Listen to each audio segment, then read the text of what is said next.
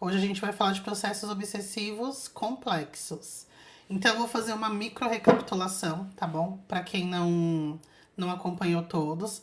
Aí, quem tem vontade, né? Quem se interessar aí em ver os outros dois vídeos falando sobre obsessão espiritual, eu deixo tudo salvo lá no meu canal no YouTube. Então, recapitulando aqui, né?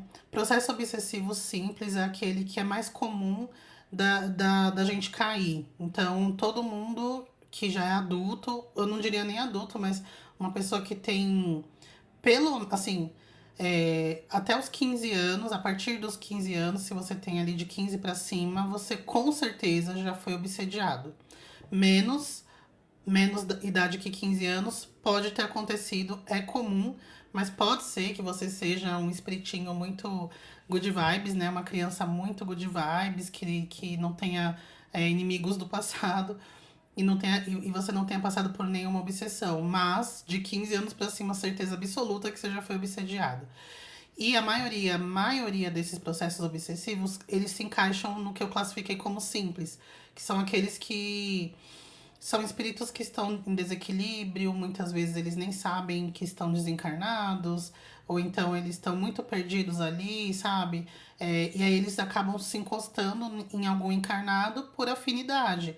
E por conta da nossa baixa energética, que a gente baixa a mesma energia, todo mundo baixa, acaba que a gente abre brecha para esses espíritos se encostarem ali na gente, por isso chama de encosto, né? Porque realmente fica ali colado com a pessoa, fica encostado e, e acaba prejudicando, né? Porque o espírito, quanto mais a proximidade dele com o encarnado, ainda mais quando ele tá nesse estado de desequilíbrio, de inconsciência, ele acaba prejudicando muito o encarnado.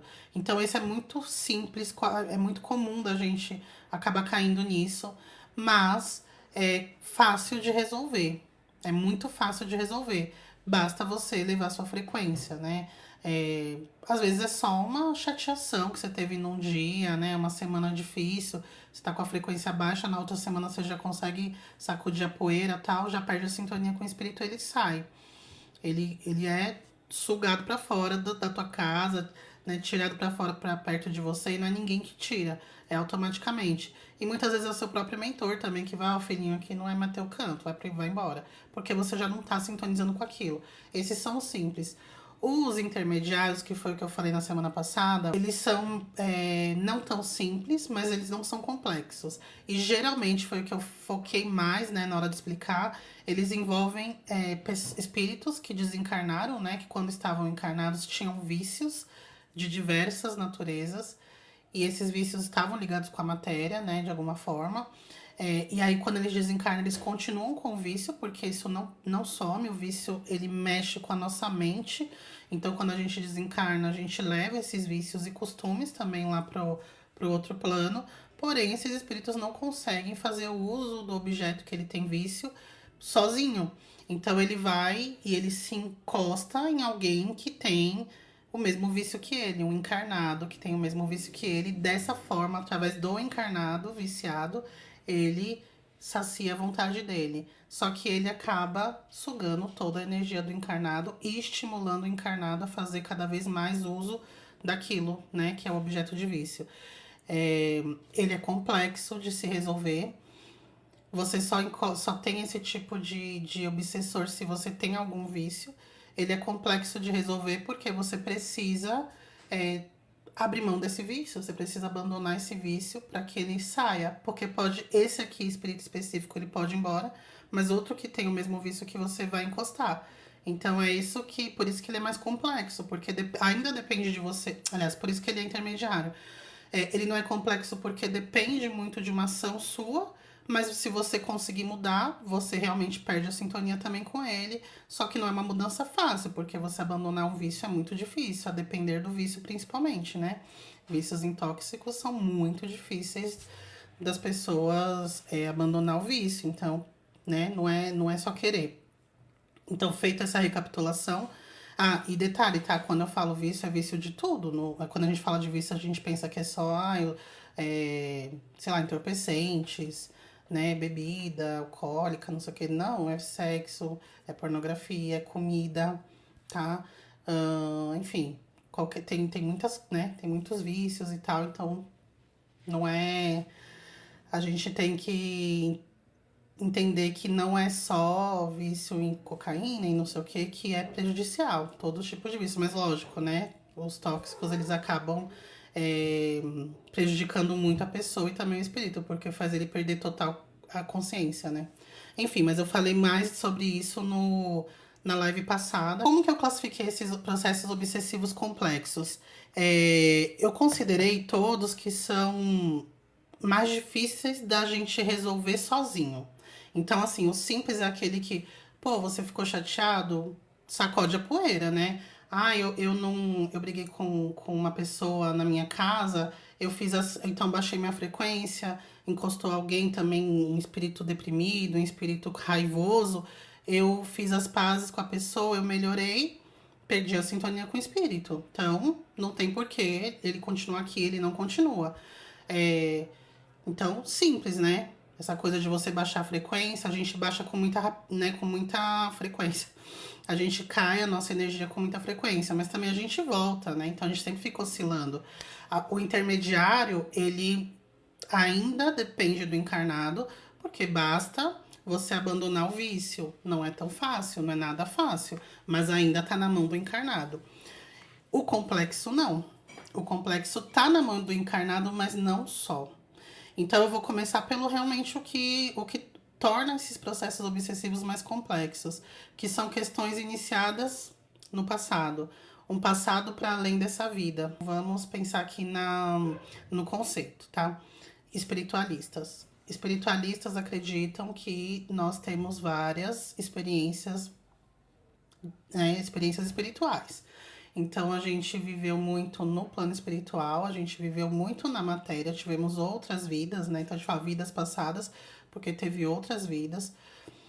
Há quem acredite, eu sou uma delas, que a gente, inclusive, já encarnou em outros planetas, tá? Porque pensa que o espírito é eterno. Quanto tempo a gente já não deve existir, né?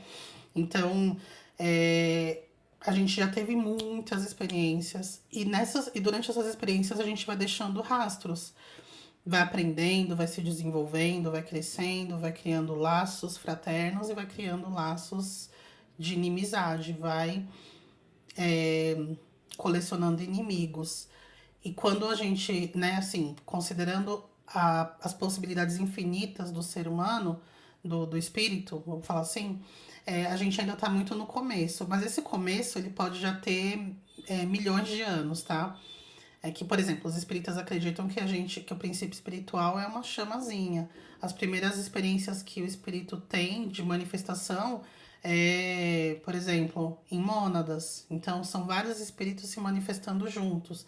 Um conjunto de árvores na floresta, por exemplo. A gente já esteve nessa manifestação vegetal. A gente já esteve numa manifestação. Nós já estivemos numa manifestação mineral. Então, fomos rochas. Um conjunto de rochas. Eram vários espíritos ligados um ao outro, que é a mônada. Conjunto de rochas. Então, já tivemos manifestações animais. Já fui um cachorro? Pode ter sido um cachorro, mas também pode ter sido um animal que nem existe mais, né? E isso não é uma encarnação como animal, não é uma encarnação como árvore, são milhares de anos naquela experiência até conseguir subir um pouquinho. Então, assim, aconteceram muitas coisas. Então, como ser humano, a gente já deve ter tido muita experiência. A gente nem vai lembrar de tudo mais, sabe? Sei lá, acho que um dia lembra, mas não é assim, desencarnei aqui, eu já vou lembrar. Não vai. Mal a gente lembra das últimas três, assim. E então, gente, é muita gente que a gente conhece, é muita coisa que a gente já fez. E considerando, pensa assim, na época, sei lá, de Jesus mesmo, vai, há 2.000 anos, 3.000 anos que seja. As pessoas matavam umas às outras, as pessoas por qualquer motivo, sabe? Não existiam leis como são hoje, as leis eram muito, você faz, se alguém faz com você, você tem direito de fazer com o outro. Sei lá, se um homem não tá te. Se um cara tá devendo você e você não paga, ele pode pegar a tua filha pra ele. Então, tinha essas leis dos homens, mas moralmente falando, a pessoa sentia aquilo. Peraí, você vai pegar minha filha porque eu não tenho condições de te pagar? Vou pegar e tal. E aí fica o ódio. Você fez mal pra minha família, né? Muitas vezes a pessoa tava lá vivia numa aldeia, aquela época de guerras que não acabavam nunca. A só vivia numa aldeia, vem um exército, saqueia a aldeia, estupra todo mundo, mata todo mundo, leva a mãe, a esposa, a filha, mata as crianças, um negócio horrível. Tem muito espírito que levou aquilo assim, falou, eu nunca vou esquecer isso. O cara desencarna, ele vai atrás de quem fez mal pra ele, até os confins do planeta, ele vai atrás. E aí encarna os dois juntos, porque criou-se um ódio muito grande, numa tentativa, às vezes, de se reconciliar, não deu certo, piorou. Aí o outro que tava lá com ódio fez mal, aí aquele outro esquece que ele que começou e vai, não sei o quê. Então vira um ciclo infinito. Só que, vamos colocar aqui que você abriu o campo quando você fez mal pra alguém, né? Você fez um mal muito grande, você matou a família de uma pessoa num passado remoto. Aquela pessoa nunca esqueceu, aquele espírito desencarnou e ele era muito feliz antes, tinha uma família muito feliz, e de repente uma pessoa foi lá e acabou com tudo. Para ele aquilo o tempo não passou. Ele pode estar desencarnado há séculos, ele continua com aquela lembrança, ele continua com aquele ódio cego, né? Tem seus motivos, e aqui de novo, eu até falei nos outras lives, não tô fazendo nenhum juízo de valor, quem sou eu para ser a juíza do que é certo, do que é errado. Tô falando como funciona assim. Então, quando a pessoa vai lá e faz um mal pro outro, como acontecia muito nessa época de guerras, não sei o que, ai, mas meu país, eu era obrigado, obrigado mais ou menos, né? Você não queria sofrer as consequências caso você não fizesse o que fez, o que estavam pedindo pra você fazer. É atenuado? Mais ou menos. O outro que sofreu na tua mão, ele tem um direito, e não é um direito que um espírito foi lá e te deu, é um direito energético, criou-se um vínculo. Eu vou falar uma coisa bem explícita aqui para ficar mais claro. Se uma pessoa mata a outra, ela cria um elo. Criou um elo. E só quem pode cortar esse elo é a vítima. Falando um português bem claro, é assim que funciona. Tô rodeando aqui, mas acho que é melhor falar claramente mesmo. Matou uma pessoa, fez um mal, estuprou uma pessoa, fez um mal muito grande. Criou-se um elo. Você cria um elo. Quem pode cortar esse elo? Não adianta pedir desculpa, não adianta falar que tá arrependido, nem mesmo adianta mostrar arrependimento. Que bom que você se arrependeu, que bom, né? Mas aquela vítima ali, ela que tem o poder de cortar aquele vínculo. Como que ela corta? Perdoando de coração. Não tô falando que a gente tem que perdoar, tô falando como funciona. Então, não adianta você ter mudado, você ter virado uma outra pessoa. Não, eu fui assassino na época da Roma antiga, porque era isso mesmo, eu era um soldado, eu tinha que matar quem que meu rei mandava eu matar. Mas, não interessa, quem morreu na tua mão, se ele não esqueceu aquilo, se ele colocou a culpa em você, se ele olhou pro teu olho e falou assim, você me paga. Eu vou embora, mas eu não vou esquecer. Acabou. Esse cara, ele vai ficar no teu pé, assim, pra sempre, se ele quiser. E qual que é o grande exemplo desse caso? O Divaldo Franco, né? O espírita bem conhecido que morreu tem um mês, mais ou menos. Acho que não tem nem um mês, né? Ele desencarnou. Ele conta essa história, inclusive, no filme dele, conta essa história muito bem. Qual que é o nome do filme do Divaldo, gente? Esqueci. Acho que é Divaldo Franco, alguma coisa, né? O Divaldo, ele teve a maior parte da vida dele. É que ele viveu muitos anos, né? Ele viveu uns, acho que 94 anos, morreu com 94, 96, uma coisa assim. Mas até os 40 e poucos anos dele, ele tinha um obsessor, que ele chamava de Máscara de Ferro. E aí ele falou como que ele era, né? No filme não mostra assim, não aparece com a máscara de ferro, se eu não me engano. Mas ele falou que era assim que ele via ele na realidade, né? Ele usava uma roupa de frei, então aquele costume lá daqueles freis, e ele usava uma máscara de ferro na boca, né? Tipo a boca tampada assim. E ele obsediou o Divaldo Franco quase a vida toda. Ele foi resolver isso quando ele tinha já mais de 40 anos. 50 e poucos anos, mais ou menos. E o Divaldo, nessa vida, o Divaldo, ele sempre foi espírita, ele sempre foi caridoso, ele fez grandes obras de caridade, ele tinha a Mansão do Caminho, né, que era aquela... começou como um orfanato, depois ele fez uma cidade mesmo. Todos os livros dele, todos os recursos, né, os ganhos que ele tinha no livro dele era voltado para as obras de caridade. Ele registrou mais de 1000 crianças no nome dele, então ele não só tinha um orfanato, ele registrava como filho, ele era responsável legal, ele era o pai das crianças. E ele mantinha ali até os 18 anos, depois dos 18 anos ele tinha programas, ainda existe, tá? Mansão do Caminho.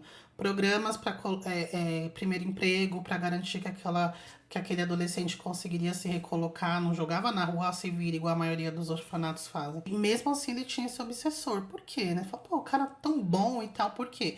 E ele falou que ele sempre soube, assim, desde que ele era adulto, ele sempre soube quem era aquele cara.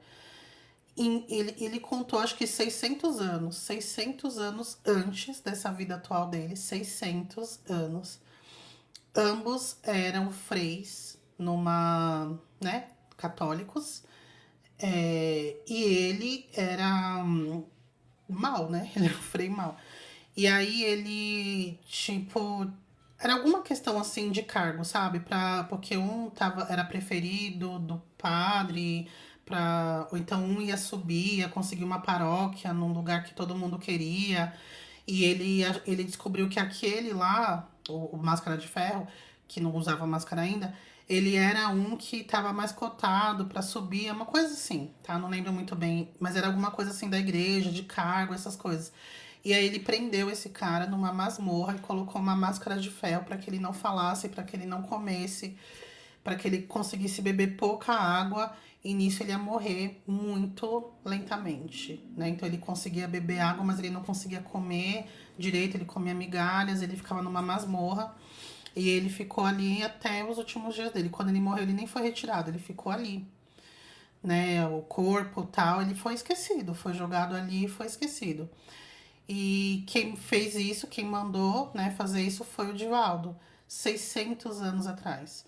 Então, depois disso, eles tentaram, né, se reconciliar. Ele nunca quis reencarnar, até onde eu entendi, tá? Não sei se tem tantos detalhes assim, mas até onde eu lembro, eles nunca tinham reencarnado juntos, porque esse espírito ele ficou nesse ódio muito forte. Ele obsediou o Divaldo por todo esse período. Então, o Divaldo encarnou, desencarnou, encarnou, desencarnou, e ele continuou obsediando ele até essa fatídica vida, essa vida atual do Divaldo, que ele continuou obsediando e não tinha o que fazer.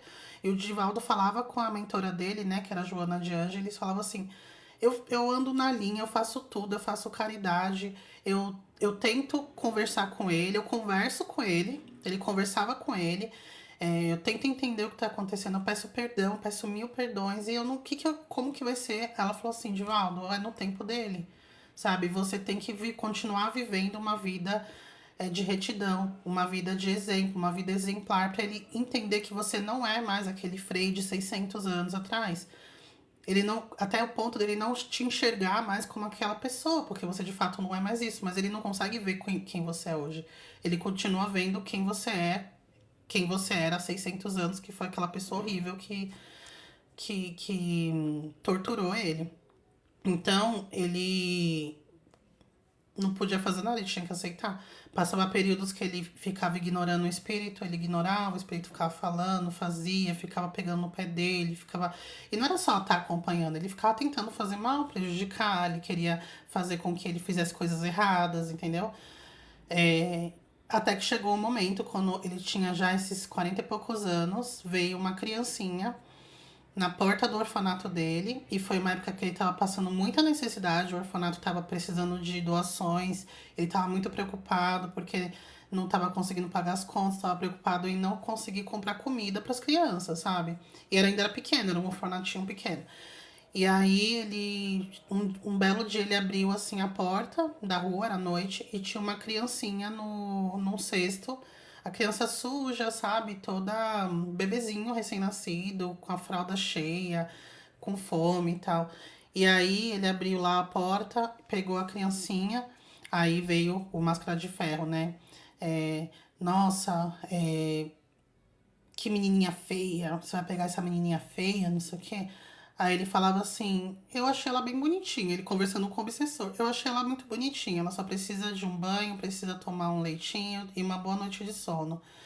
E aí ele, mas você também é um puritano mesmo, que não sei o que, essa menina feia, depois cresce e te abandona, não sei o que.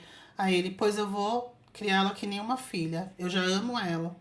e não sei o quê. Aí ele parou de ouvir Máscara de Ferro. Quando ele olhou pro lado, ele tava chorando, o obsessor. Aí ele, o que que é que você tá chorando? Aí ele falou assim, você vai mesmo ficar com essa criança? Aí ele, claro, já amo ela, já vou dar um nome pra ela, dei um nome pra ela.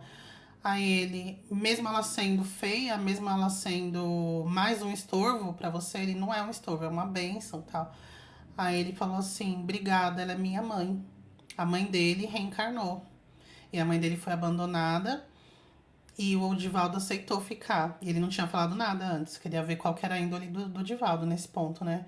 E aí foi a partir daí que ele perdoou, porque ele falou, você promete que vai cuidar dela? Ele falou assim, ela já é minha filha. E aí ele perdoou e sumiu. Aceitou ir embora e deixou ele em paz. Você vê como é complexo? 600 anos. 600 anos que ele cometeu aquele erro. Então, tem coisas que a gente não, infelizmente, não é uma vida que vai resolver. Mas tem um ponto. Ele fazia muito mal pro Divaldo, ele acabou com a vida, ele matou o Divaldo e não sei o que. Nessa vida agora que o Divaldo tava super bem, não, super bem que eu digo assim, super correto na vida, não. Ele ficava ali, era uma presença constante, sabe? Uma presença constante no ouvido dele, enchia o saco, ficava chamando ele de você é homossexual, que você não arranja ninguém, que você não gosta de uma mulher, que você não sei o que pegando ele, sabe? Assim, tentando pegar ele pelo ego, tentando fazer ele perder a paciência. E o Divaldo firme, firme. Não é fácil, né, gente? Vocês iam aguentar. E ele só saiu dessa quando ele quis perdoar. E sempre no centro espírita, né, quando a gente vê que o processo obsessivo tá ligado a essas questões de outras vidas, né, um fazendo mal pro outro, aquele ciclo sem fim, a gente sempre fala assim, é, olha, gente, você precisa manter uma. Você tem que pedir perdão. Ah, mas eu não lembro o que eu fiz. Não interessa. Peça perdão, não seja orgulhoso. Não lembra o que fez, mas pede perdão. Vai, né? Perdão nunca é uma coisa ruim, né? Então peça perdão. Não vai arrancar o teu braço fora pedir perdão. Então começa aí, pede perdão, fala que você não se arrepende, que se você fez mal pra alguém, você jamais seria capaz de fazer esse mesmo mal e não sei o que, não sei o que. Depois que você fizer isso, tente levar uma vida correta. Tente não falhar com o outro, sabe? Você foi num centro, descobriu que você tem um inimigo de outras vidas que tá tentando te fazer mal porque você fez mal a ele. Tente mostrar, a gente sempre falava isso, né, no centro.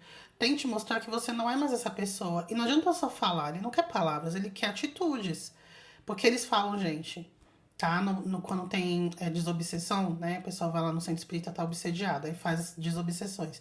Aí a gente vai lá e vê o espírito é baixado, né? Alguém dá passagem pra ele, algum médium, e aí ele começa a falar com o doutrinador. O doutrinador quer entender por que você tá acompanhando essa pessoa, né?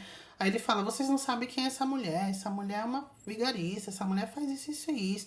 Aí ele, não, mas ela também tá querendo mudar, ela já não é essa pessoa. Aí eles falam, você vai ver, eu vou me afastar, eu vou ficar 2 semanas fora. Daqui a 2 semanas ela tá voltando a fazer as mesmas coisas. Aí eu vou voltar e eu não quero ninguém no meu pé, não. Porque ela não mudou nada. E muitas vezes ele tá certo. A pessoa não muda nada.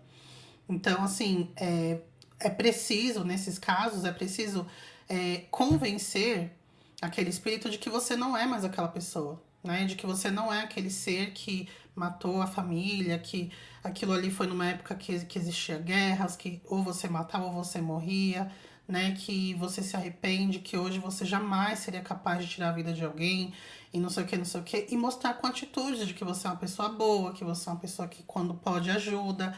E não é fácil, né, gente? Porque a gente também não tem costume de ficar fazendo isso, né? Quem é o Divaldo Franco aqui da live, que tá montando orfanatos e registrando mais de 1.000 crianças no próprio nome? No próprio nome. Você tem noção do que é você ser pai de 1.000 crianças? Tipo, se acontece alguma coisa de errado, é você o responsável por 1.000 pessoas, mais de 1.000 pessoas? Então, assim, quem tá fazendo isso? Igual alguém colocou assim, ele foi virar bolsonarista. Gente, assim, o cara tinha mais de 90 anos, sabe? Vocês lembram do Silvio Santos, quando no final da vida ali, nos últimos 10 anos, só falava bobagem, sabe? Ficava super preconceituoso, falando mal do cabelo das meninas, ficar com comentários racistas. Aí você vai descartar tudo que a pessoa fez a vida inteira porque ele votou numa pessoa que duvidosa, uma pessoa que faz mal, uma pessoa que fez mal, ou uma pessoa que você não gosta, e não sei o quê. Sendo que durante o cara tinha 90 anos. Ele morreu com 94, 96, então deve ter sido o quê? Com 90 anos que ele voltou lá no cara e fez campanha. E os outros 89 anos não serviu de nada por conta de um voto dele. A gente tem que tomar cuidado com essas polarizações, porque a gente acaba excluindo tudo, toda uma vida de benfeitorias, sabe? Então, eu nunca montei um orfanato e registrei crianças no meu nome, sabe? Eu tenho um filho e é um trabalho da bexiga. Vou colocar 1000 no meu nome.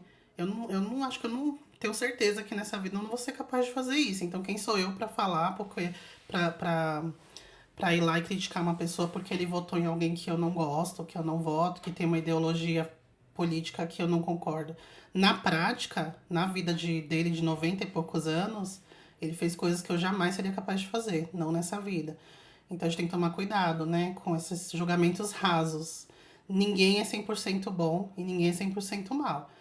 E tem pessoas que é 90% bom e 10% a melhorar, e tem muitos que é a maioria que é 50-50, né? Então, eu acho que eu tô bem 50-50. Ele eu acho que era mais do que 50-50. Então, eu acho que a gente tem que tomar cuidado com julgamentos rasos, tá bom? É, então, vamos lá, né?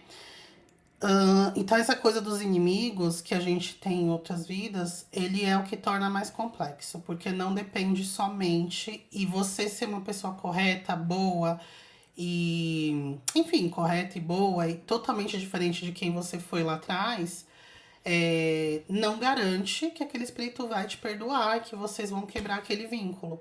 Por isso, na dúvida, meus amigos, não façamos mal às pessoas, tá? Deliberadamente. Porque se não foi deliberado, você também não vai ter esse vínculo criado, tá bom? Por exemplo, uma pessoa que tem um contexto histórico também, vocês sabiam? Por exemplo, na guerra. Uma pessoa que tá lá dirigindo um caça, tá na guerra, uma guerra mundial, tem que fazer.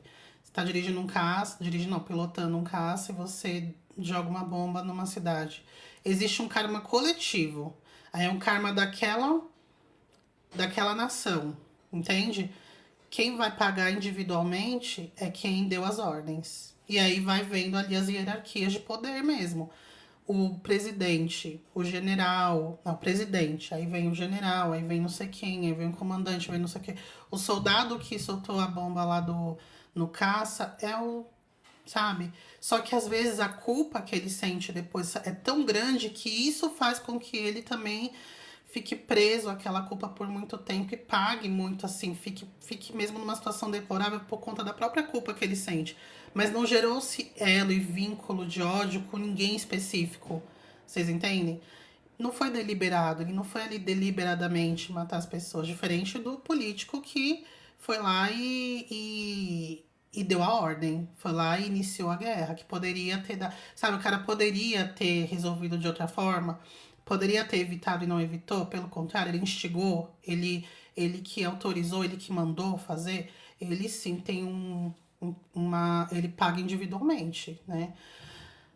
Então tem essa questão coletiva e tem essa questão da culpa, que não é karma, você tá preso na própria culpa. Agora tem a questão do elo que se cria quando você faz as coisas deliberadamente, tá? E isso daí de fazer mal deliberadamente para as pessoas, isso porque você não tem controle sobre como a pessoa vai reagir ao descobrir que você fez mal para ela. Porque vai descobrir, tá? Mesmo que matou, ela não sabe quem matou, morreu envenenada. Vai descobrir. Se essa pessoa perdoar, olha, oxalá, graças a Deus, você se arrepende, você vira uma outra pessoa, um outro espírito, reencarna, paga também, porque você tem aquela questão, então você encarna em situação difícil, tem um vínculo, uma exclamação aqui na sua cabeça, então é sintonizar com a energia, você vai viver aquilo, só que você não vai estar presa a outra pessoa. A pessoa já perdoou, já acabou. Aquilo ali com a outra pessoa acabou. Aí então você resolve aqui, você tem uma encarnação triste, difícil, não sei o que, resolveu, zerou, bola pra frente. Agora, você depender do perdão de outra pessoa, Complicado, né? Que a outra pessoa pode não perdoar, pode demorar 600 anos, como foi Máscara de Ferro. Ah, também tem. Sabe aquela coisa de, ai, amores de outras vidas, que não sei o quê. Ele é menos complexo do que esse que eu falei que eu ia dos mais difíceis, o mais difícil, que são esses inimigos aí do passado. Mas tem pessoas que ela cria não é dependência, uma obsessão mesmo, né? Uma obsessão por outra pessoa. Então começa a se relacionar com alguém e fica obcecado. Fica obcecado pela pessoa. E aí a pessoa, sei lá, termina com você e a pessoa nunca esquece, fica obcecada, não quer largar aquilo, não quer ficar pensando e fica fazendo amarração e fica fazendo coisa, desencarnou. A depender de como foi aquela relação, do quanto você prometeu para outra, isso acontecia muito no passado, né? Homens, eles prometiam mundos e fundos para as mulheres, e aí eles tinham relações com aquela mulher, usava a mulher, quando não, quando cansava, ele descartava ela e casava com uma outra que tinha uma reputação melhor. E antigamente, gente, assim, na época na época da minha avó, quem tem 30 a mais, na época das nossas avós, quem é mais novo que 30 anos, na época das bisavós de vocês. Uma mulher que já tinha se relacionado com alguém sexualmente antes do casamento, acabou, né? Ou ela tinha poucas opções. Caso a pessoa não quisesse casar com ela, tinha poucas opções na vida, porque nem os pais queriam mais. Então, aquilo podia gerar um ódio tão grande que criava-se um vínculo, até porque o outro enganou deliberadamente, prejudicou. E esses vínculos amorosos, sexuais, a gente pensa que não é simplesmente o ato, tá? Calma. Não é que você tem um ato sexual com alguém e você cria um vínculo eterno, não é isso. Mas nesse tipo de exemplo que eu dei agora, sabe, uma pessoa que foi enganada, que foi usada através do sexo, não sei o que, aquilo cria assim um vínculo também, que caso a pessoa não perdoe, ela pode prejudicar, ela pode virar um obsessor ali que não tem muito o que fazer também. É esperar o perdão dela. Tá, Fini Silva, Ju, o espírito tem opção de encarnar novamente, lembrar dessa época que fez mal para ele?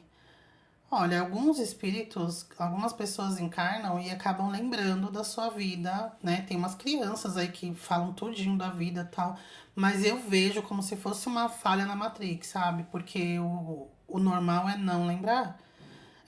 Às vezes a gente lembra no decorrer da vida ali, igual eu tive acesso, eu lembrei espontaneamente de uma vida inteira minha.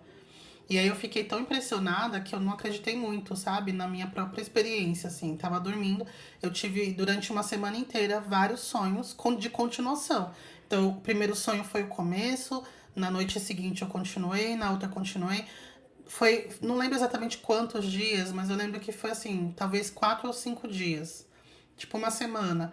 E foi até eu desencarnar. A lembrança foi do comecinho, não foi até eu nascer, mas foi dos, eu não sei exatamente quantos anos, mas eu parecia ter ali uns 12 anos. Então começou a lembrança dos 10, 12 até desencarnar. E aí eu fiquei, gente, minha cabeça tá criando tudo isso. E eu fui atrás de uma terapia de regressão e aí eu confirmei. Eu tive acesso a ela de novo, com outros detalhes, com outras informações. Só que eu fechei um pacote nessa terapia. E aí eu acabei lembrando, regredindo para 4 vidas. Deixa eu ver. 4 vidas, né? Contando com essa. E então eu meio que forcei a lembrança de 3 e aquela uma foi espontânea.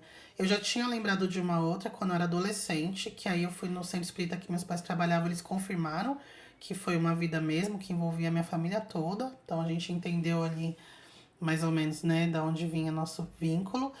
E só que as outras que eu lembrei de forma provocada, que foi as outras 3 da terapia, eu acho que eu não deveria ter acessado. Né? Então você vê, o que eu lembrei espontaneamente é o que me foi permitido lembrar, que de fato me ajudou muito com o momento de vida que eu estava vivendo. Mas as outras eu acessei e não deveria, não me fizeram bem. Então eu acho que a gente não tem. Ninguém vem já com a lembrança, porque senão a gente não consegue se fixar na vida atual, na história atual, desenvolver uma coisa atual. A gente reencarna para aprender coisas novas, para apagar aquilo que a gente lembrou temporariamente, porque a encarnação é temporária. Parece que não, 90 anos é muito tempo, mas o espírito é eterno. 90 anos é um sopro, né? Os espíritos falaram para Kardec, né, no livro dos espíritos, que quando a gente parte daqui e vai para outro plano, a gente percebe, gente, uma vida parece que foi um dia, sabe? Quando você começa a lembrar de algumas coisas e tal, quando você já tá desencarnado, parece que foi um dia. Salvo as exceções que eu dei agora de exemplo, aqueles que ficam presos em um acontecimento e ele direciona a existência dele para aquilo, né? As pessoas que não perdoam, que ficam ali perseguindo, né, o algoz e tal. Ele parou no tempo, né? Então, não faz sentido, porque você não consegue ir pra frente, você vai ficar preso naquela experiência do passado e você não consegue desapegar daquilo, você não consegue ver aquelas pessoas que conviveram que estão convivendo com você agora, como elas são agora, né? Você fica lembrando delas como elas são no passado. Um exemplo para vocês, eu tive acesso, né, a uma vida onde eu identifiquei algumas pessoas que eu tenho contato hoje, não só contato, que eu tenho convivência.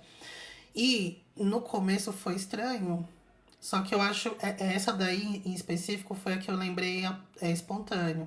Eu consegui, sabe, separar. Passou ali uns meses de estranheza, eu fiquei meio quieta, eu fiquei meio pensativa. Depois parece que tudo encaixou e eu consegui lidar muito bem. Por isso que eu acho que aquela lembrança foi um divisor de águas, assim, pra mim, me ajudou muito. Mas eu fico pensando, se eu descobrisse que minha mãe foi uma pessoa horrível na outra vida pra mim, será que eu conseguiria vê-la do jeito que eu a vejo hoje? Então, entende? Eu acho que é muito perigoso isso, assim, né? Eu acho que ao longo da vida, conforme a gente já tá bem habituado à nossa vida atual, a lembrança pode não fazer tão mal, pode não ser tão prejudicial. Mas assim que nasce, não é bom. Tanto que essas criancinhas aí que lembram de toda a vida, elas vão atrás, a família ajuda, vai atrás, não sei o quê. Depois, quando elas vão pedir ajuda para um lugar espiritualista, eles falam assim: olha, procura não ficar falando sobre isso, deixa ele esquecer, não fica alimentando, senão ele não vai conseguir se conectar com a vida dele atual. Ele vai ficar lembrando daquilo e vai querer reviver aquilo. Ele vai querer viver uma continuação daquela vida. Acabou? Agora é outra coisa. Fábio colocou aqui, Ju, você acha que o Emmanuel já tomou consciência de quem é para começar sua obra? Não sei. Eu acho que Emmanuel não vai ter um foco na espiritualidade, né? Até porque Chico mesmo tinha falado que ele vai ter um foco na melhoria, uma melhoria estrutural. Ele falou que o foco na educação, né? Então eu acho que quando ele ficar relevante, a gente nem vai relacionar como sendo ele. Porque o foco dele não vai ser mais esse lado espiritual. Gente, esse é um tema que eu queria tanto falar com vocês, assim, mais pra frente, sabe? Quando eu tiver tempo de fazer uma live, assim, de 2 horas. Sobre essa coisa da espiritualidade que eu ando pensando. Assim, vou fazer só um paralelo rapidinho, pra vocês me cobrarem, tá? Pra eu não esquecer. Que eu fico pensando assim, eu acho que a gente não vai ter mais essas pessoas espiritualistas de renome como a gente teve, sabe? O Chico, o Divaldo, esses gurus, sabe? Esses seres que vieram assim, que a gente tem conhecimento, Jesus, esses seres que trouxeram grandes ensinamentos e servem de exemplos espirituais, acho que a gente não vai ter. Porque vai ser muito difícil a gente separar o que é real e o que não é. O que é fake com essas inteligências artificiais, com a internet. É muito difícil.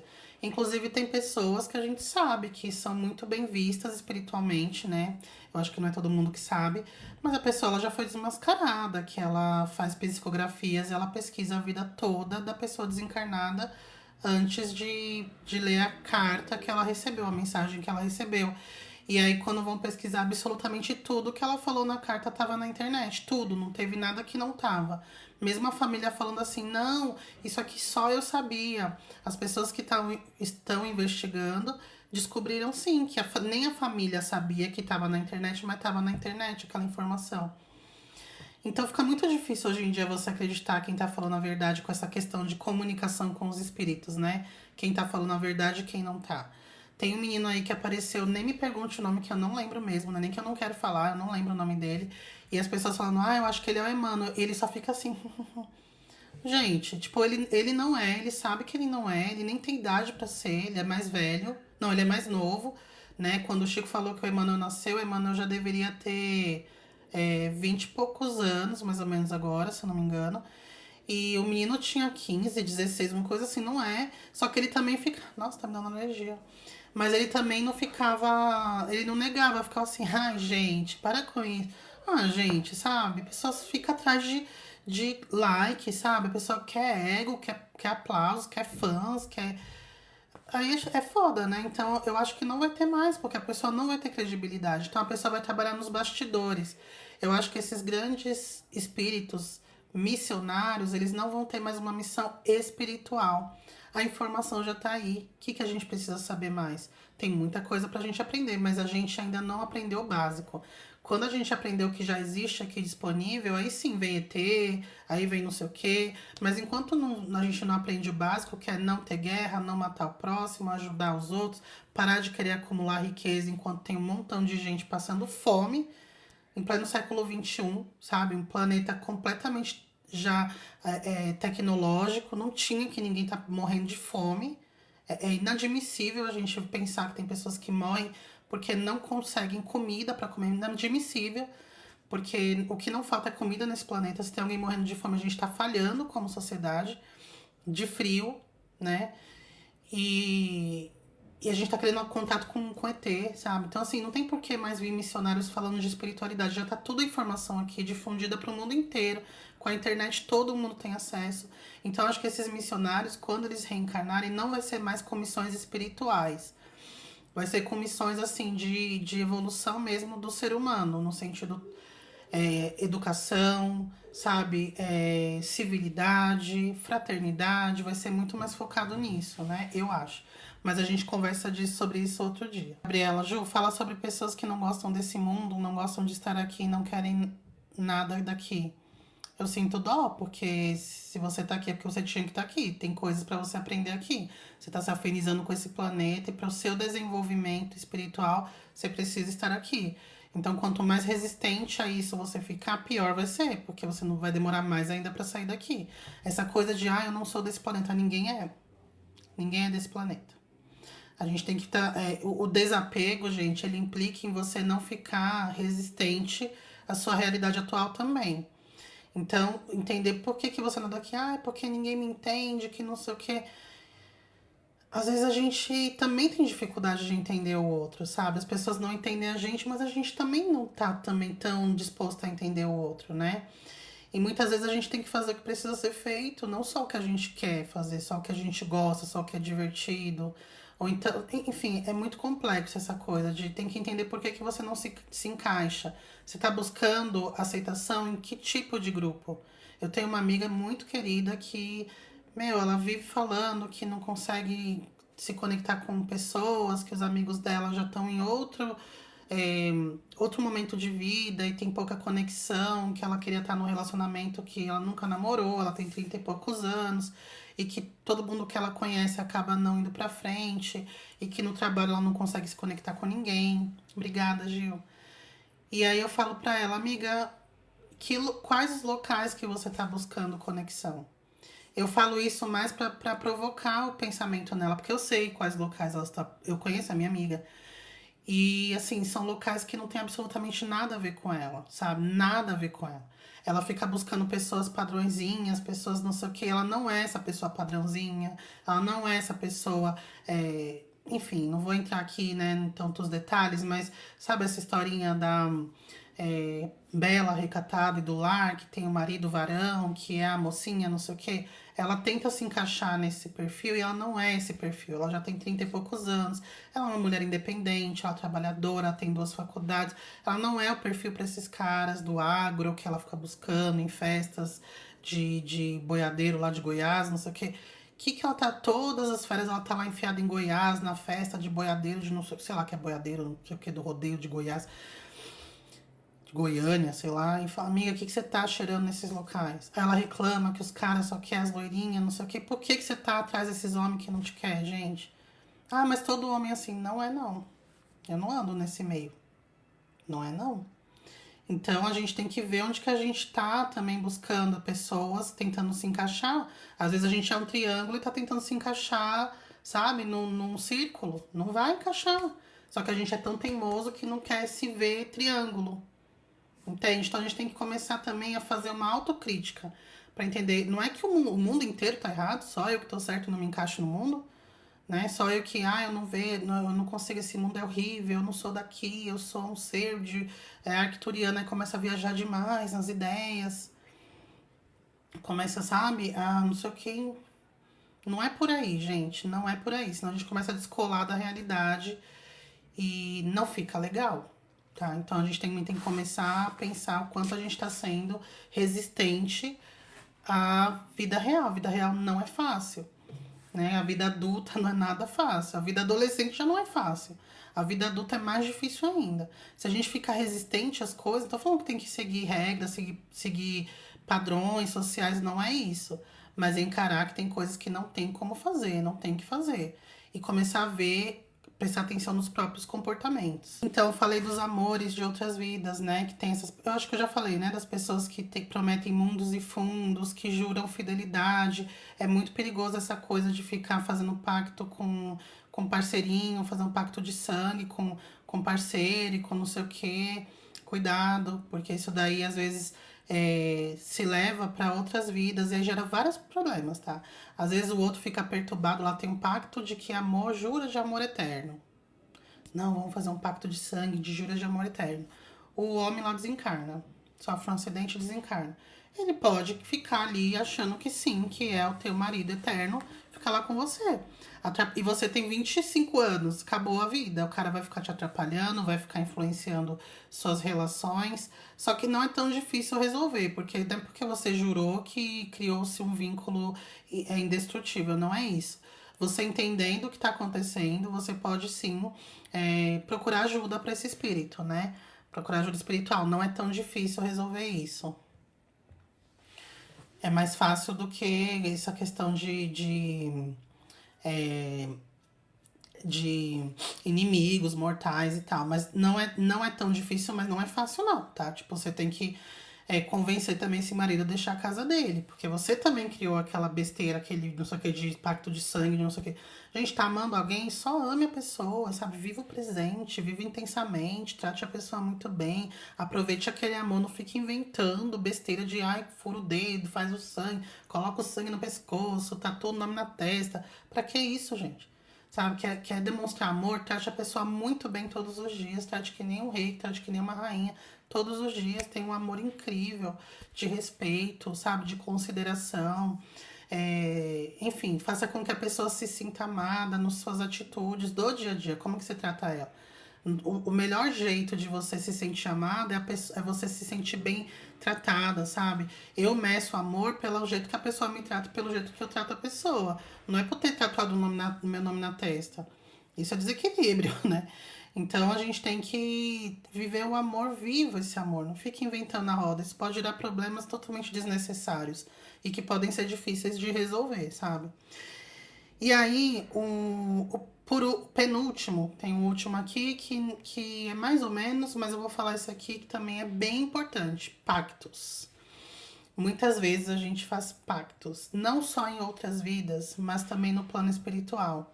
Eu não vou entrar em detalhes, que eu ainda não quero falar sobre esse ponto, que é meio vergonhoso aqui da minha história, mas eu também descobri que eu tinha um pacto no plano astral com uma galera. E eu não tinha a menor noção, porque não era uma coisa super forte que me causava grandes coisas. Não, tipo, eu vivia a minha vida normal, nunca tinha. Nunca, assim, normal. É que eu era médium, então eu tinha alguns assédios espirituais, via espírito. Era médium, não, né? Sou, mas eu era muito mais ostensiva na minha adolescência, infância. Até mais ou menos os meus 25 anos eu era muito ostensiva. Mas não tinha nada a ver com esse tal desse pacto, não. Minha vida normal, assim, eu vi espírito porque vi espírito. Então, era normal. Até que eu comecei a praticar projeção astral. Meus amigos, o babado não era aqui na matéria. Ninguém me enchia o saco aqui na matéria. Ninguém me enchia o saco. Essa galera aí não enchia o saco. Não acontecia nada.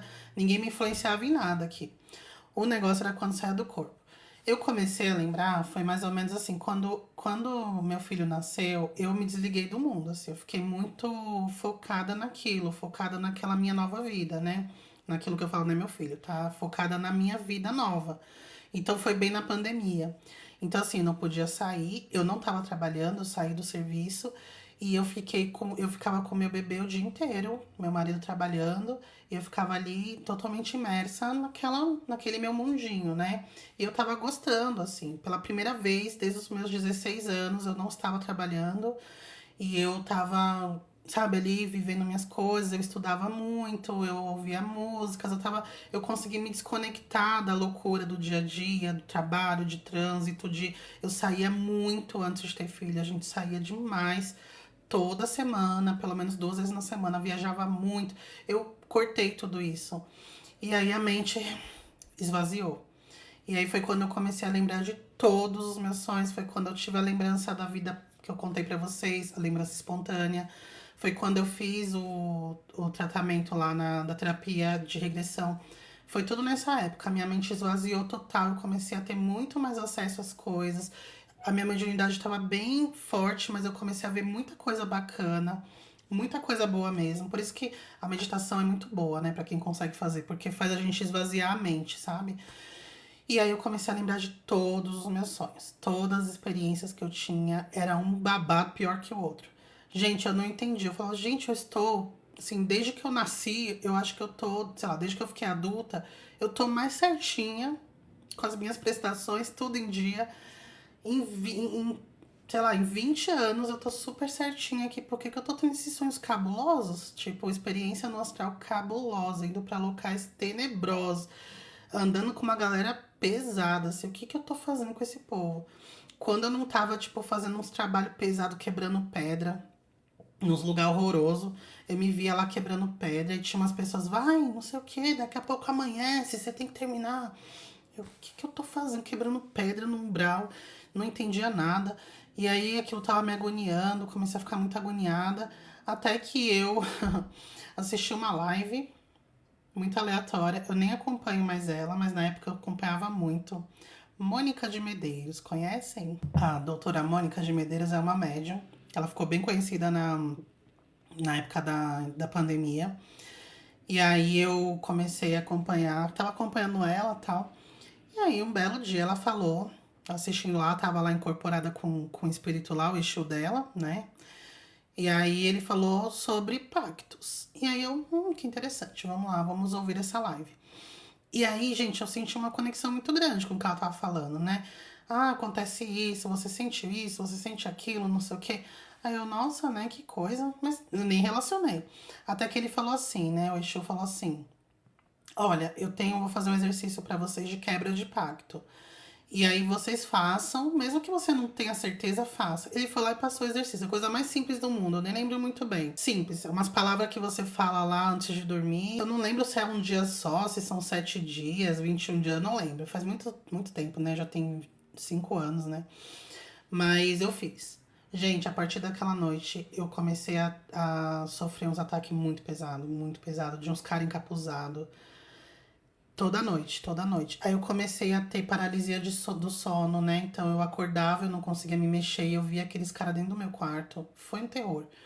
E aí eu falei, gente, eu preciso entender o que tá acontecendo. Foi quando eu descobri o Saulo e comecei a estudar projeção astral. Os espíritas conhecem a projeção astral, só que a gente chama de desdobramento. Só que eu nunca estudei a fundo. Eu já fiz um curso de desdobramento lá no centro espírita que eu frequentava, já tinha me desdobrado, mas eu nunca fiquei a fundo estudando. E aí, quando eu conheci o Saulo, ele fala muito disso. Ele falava mais ainda antes. E aí, eu comecei a estudar e consegui começar a fazer projeção. Bem naquela época que eu tava super cabeça limpa, não sei o que, eu fazia muita projeção. E aí, eu fui entender o que estava acontecendo. E eu entendi o que estava acontecendo. Era pacto mesmo. E o exercício funciona, só que você começa a ser assediada. Os caras começam a te perturbar. E eu fiquei mais ou menos 1 ano sendo assediada por esses seres aí. 1 ano sendo assediada e aconteceu. E, gente, a minha irmã, ela é minha vizinha. Até ela viu um negócio lá de capuz preto bateu na porta dela. Até minha irmã eles assediaram. Então, é o tipo de obsessão difícil de resolver também. Foi mais de um ano pra esses caras. E assim, meio terrorismo, assim. Só que eu tava muito forte naquela época, assim. Muito bom, né? Quando a gente consegue dar uma limpada, assim, dos problemas do dia a dia e tal. Porque mesmo eu vendo tudo aquilo, eu não me abalei. Era ruim, lógico, mas eu não ficava, assim, super abalada. Não, eu conseguia resolver e tudo. Na época os centros estavam todos fechados, tal, então eu não pude ir para lugar nenhum para pedir ajuda. Foi eu com meus mentores, meus guias e Deus, porque deu certo. Mas foi um processo pesado, obsessivo, pesado. É, e foi isso. Agora, por último, só mesmo para não deixar essa ponta solta, eu falei de coisas que a gente faz em vidas passadas, coisas que a gente faz no plano astral, mas tem coisas que as pessoas fazem nessa vida e que gera obsessões complexas. Pensa assim, ó, assaltantes, traficantes, bandidos que tem inimigos, sabe? Ele manda matar os inimigos e esses caras desencarnam. Você acha que eles ficam eles aceitam, esquecem muito sim. Fala assim, eu tava na vida do crime também. Não tem nem o que eu exigi, né? Era matando e morrendo, eu também matei um monte, beleza. Mas tem uns que não, que vira obsessor de uma coisa. E é consequência de uma coisa que você fez nessa vida. Pessoas que cometem crimes com outras. E aquele outro pode nunca perdoar, então desencarna, já fica lá colado, se vingando. É, enfim, né? Várias coisas que se faz aqui. Por exemplo, políticos que cometem, que fazem muito mal para as pessoas, que roubam, que né, tomam decisões que prejudicam toda uma nação, é, ou não tomam decisões, né, decidem não agir quando tinham o poder de agir, isso causa mortes, causa miséria das pessoas. Isso também gera um campo ali. Esses caras são muito obsediados, gente, muitos. Por exemplo, um político, como eu falei, né, que dá ordem para iniciar um ataque militar num país. Você acha que ele fica lá protegido? Protegido por quem? Só se for pelas trevas, né? Mas até aí nem as trevas conseguem também, muitas vezes. O cara tá prejudicando todo um país. Não tem treva que segure a população de um país que morreu, né? Milhões de pessoas. Então, é uma coisa que ele já tá recebendo a consequência agora. Quando desencarna, aí só triplica o castigo, né? Então, coisas que a gente faz nessa vida também pode gerar esses processos obsessivos complexos. Falou tudo, Fábio. Ficar divulgando jogo de aposta, meu Deus, imagina. Gente, passou, sei lá, tem uns 3 meses, foi antes da CPI. Eu comecei a entrar no YouTube, eu fui assistir um vídeo de um depoimento de uma pessoa que perdeu a irmã. Hoje ela tá aparecendo em vários lugares, mas quando eu vi, não tinha, não tava famosa não. Só tinha um depoimento num canal lá, ela contando que a irmã dela por conta de dívida de aposta, por conta de jogo de tigrinho, e ela tinha gastado todo o dinheiro da aposentadoria da mãe, não só a aposentadoria, todas as economias que a mãe fez na vida. A mãe é uma senhora idosa, ela gastou tudo com o jogo e ela não conseguiu, quando ela viu que não tinha mais o que fazer, e ela não pagava mais as contas de casa, ela morava com essa mãe, essa idosa. Ela não pagava mais as contas, nada. E cortaram água, cortaram luz, não tinha mais comida. Ela foi lá e se autodesencarnou. Aí eu assisti esse vídeo, começou a aparecer vídeos de depoimentos de pessoas que também tiveram entes queridos que, por conta desses jogos, e também pessoas que perderam tudo, que perderam família, né? Que a esposa se divorciou, porque ele gastava tudo, começou a vender os móveis em casa como se fosse vício em droga. Por conta de jogo, que roubou a empresa, uma menina falando que ela roubou a empresa, que ela foi demitida por justa causa, que o patrão foi bom ainda que não denunciou ela pra polícia e tal. Pensa quem fica divulgando isso. Gente, quem divulga isso sendo milionária já. A pessoa já é milionária. O Neymar, por que o Neymar tá divulgando bet? O homem tem dinheiro pra enfiar no toba dele você entendeu? Ele tá. Desculpa, gente, né? Palavreado feio. Ele tem muito dinheiro pra muitas gerações aí viverem bem. Por que ele tá divulgando bet, gente? Ah, mas usa quem quer. Ai, gente.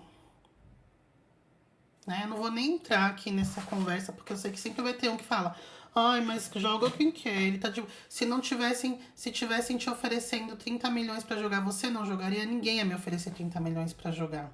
Ninguém ia me oferecer 30 milhões pra jogar.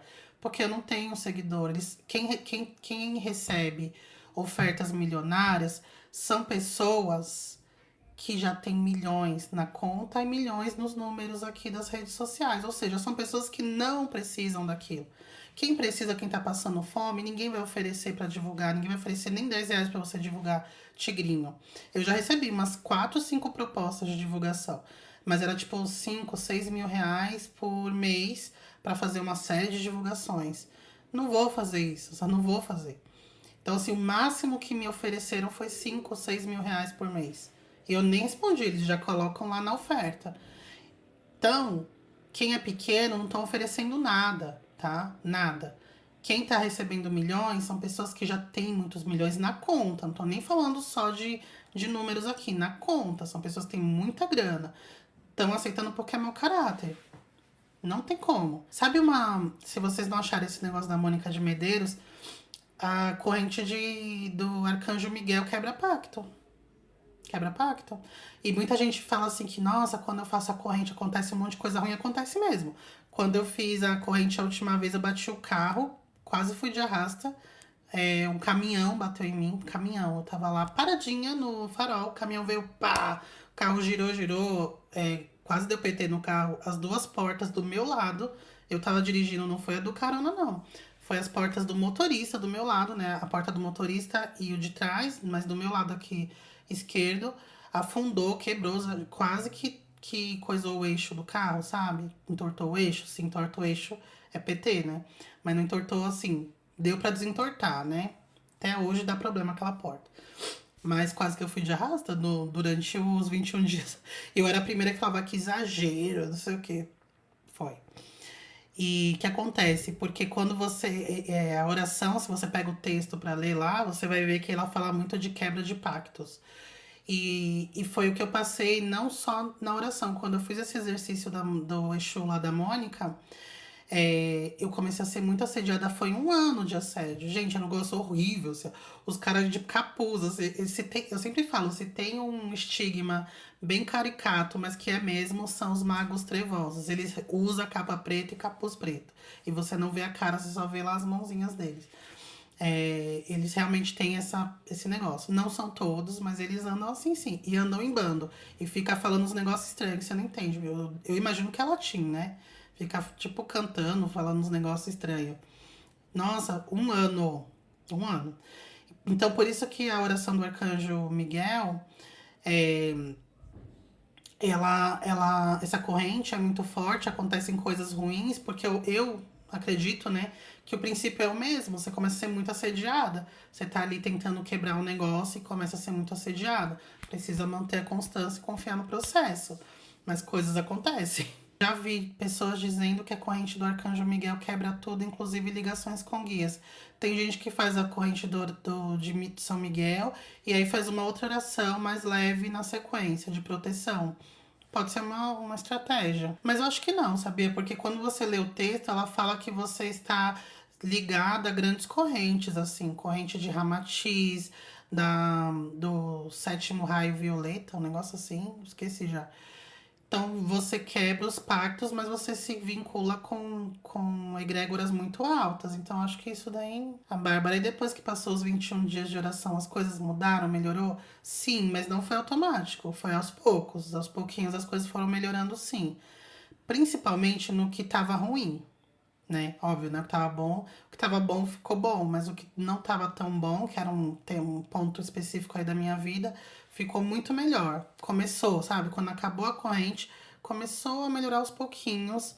E aí, em 3 meses mais ou menos, eu senti que tava muito bom. Fábio Lopes, e esses obsediadores chegaram a fazer algo com você, tipo te atacar em sonhos e tal? Deixa eu pensar. Não de ficar batendo, eles não fazem isso. Mas sim, de certa forma, sim. Quando você faz projeção, você fica forte. Porque a projeção você sabe exatamente o que faz. Você volta pro corpo, você fala. Eu comecei a olhar no olho deles e falar: eu não tenho nada com vocês, eu não quero fazer parte disso. né? E eu tenho uma equipe forte aqui do meu lado, aí eles já se saíam. Mas a forma, eles são meio. Esses magos trevosos, eles não trabalham assim, eles não confrontam ninguém. Não é igual os espíritos doidos que fica te batendo, te atacando. Eles vão por trás, eles tentam pegar você no seu ponto fraco, eles ficam fingindo que é alguém da família. É um negócio bem sutil. Por isso que a projeção me ajudou muito. Porque fez eu aprender essas coisas, essas artimanhas que eles usam. No dia a dia eu percebia que os ataques eram no dia a dia. Então, assim, pô, na minha casa tava tudo bem. De repente eu começava a sentir um negócio com meu marido, não queria muito papo. Ele vinha assim, eu, ai, que agonia, né? Sai daqui, né? Ai. Sabe, do nada, assim, tipo, não queria nada, não queria ficar perto, não queria nem conversar. E aí eu, opa, por quê, né? Do nada. Aí você começa a ver que tem influências, uma energia estranha de fora. Você começa a questionar a sua vida, uns negócios meio estranhos. Então eles são muito inteligentes, eles não ficam igual os espíritos do umbral doido te atacando, te batendo. Que aquilo ali não tá pegando nada, sabe? Não vai, você acorda, oh, que susto, que bom, passou, acabou. Agora eles querem te derrubar, então eles ficam atacando coisas da sua vida de agora que vai realmente fazer você perder o eixo ali, né? Obrigada para todos que ficaram até agora na live. Foi bem legal, né? A gente encerra então o tema de processos obsessivos. E aí, só para finalizar sobre esse tema das obsessões complexas, né? Que eu falei sobre cada uma, como é que a gente resolve. Eu falei um pouco sobre isso, mas só vou ratificar que a obsessão complexa ela se resolve através do exemplo. Você deixando claro para aquele espírito que você não é aquela pessoa que fez mal para ele há X anos atrás, né? Em outras vidas, eu não sou mais a Mariazinha de 3 séculos atrás. Hoje eu sou a Juliana, eu tô tentando melhorar, né? Eu jamais mataria uma pessoa. E eu busco sempre andar assim de forma correta. Eu sinto muito pelo que você passou. Eu não tinha a consciência que eu tenho hoje, né? Eu espero que você me perdoe. Se eu puder fazer algo de alguma forma que te ajude, eu estou à disposição. Quero te provar que eu sou uma outra pessoa, né? Através das minhas ações, das minhas atitudes. Desejo o melhor para você, que você também siga seu caminho. E a gente evolua e quem sabe um dia a gente não consegue, né, conviver juntos de forma harmônica. Então sempre é coisa de você orar e vigiar, né? Você ficar rezando o Pai Nosso, rezando o terço 5 vezes ao dia e ficar lá vigiando todo mundo passando na sua frente. Orar e vigiar, a gente prestar atenção nos nossos pensamentos e nas nossas ações. E sempre tá tentando corrigir aquilo. Errar, a gente vai errar. Mas a gente ficar persistindo naquele mesmo erro, sabendo que tá errando, aí, né, não tem nem o que pedir, falar nada, né? Então é uma pessoa mesmo mau caráter que quer ficar ali persistindo no erro. Agora, se a gente erra e fala, não, gente, eu vou tentar, né? Vamos lá, não sei o quê. É mostrar que você não é mais aquela pessoa, né? E sempre tá pedindo perdão, né? Se você descobrir que você tem algum inimigo aí do passado, peça perdão, entenda que. E é isso também, sabe? Deixa, cada um tem seu processo e procure não ficar criando karmas futuros aí com pessoas, né? Fazer bem às pessoas e se você não consegue fazer o bem, então também mal não faça, né? Não faça nada. É isso. Obrigada a todos vocês. Tenham uma excelente semana, uma ótima noite, boas projeções e até semana que vem. Beijos.